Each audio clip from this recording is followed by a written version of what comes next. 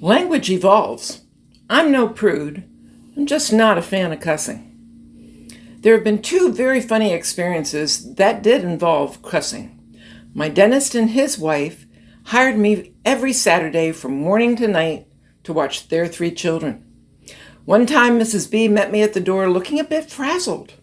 She had spilled bacon grease and cussed, to the sheer delight of her 3-year-old, who was repeating it constantly. It did have a catchy rhythm, and Sally was dancing to it. The other time was a lady who had dementia. She was at high risk for falls, so her room was next to the nurse's station.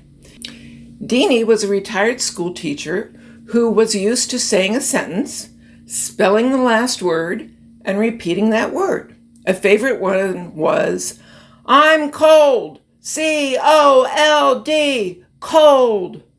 Every once in a while, she'd be a bit annoyed. "Get out of my room, you, let's go with Biddy. B-I-T-T-Y, Biddy." A little different spelling and pronunciation than Biddy. I think you got it. Her daughter was so apologetic. "I'm so sorry. Mom never talked like that." None of us took offense. Deanie was a delightful lady, and we loved her. Why am I bringing up this topic? Because I can't get used to the F-bomb as an everyday casual comment for emphasis. Does the F-bomb enhance or detract from communication? I've never heard of anyone being disliked because they didn't cuss. Have you? I loved the network marketing workshop I attended. At the start, it was mentioned that the speakers often use foul language. That's just the way we are. One speaker talked about her priest, and I'm thinking, would you really say the F-bomb to your priest? Minister? Rabbi? Bishop? If you wouldn't use it in front of everyone, then why use it at all?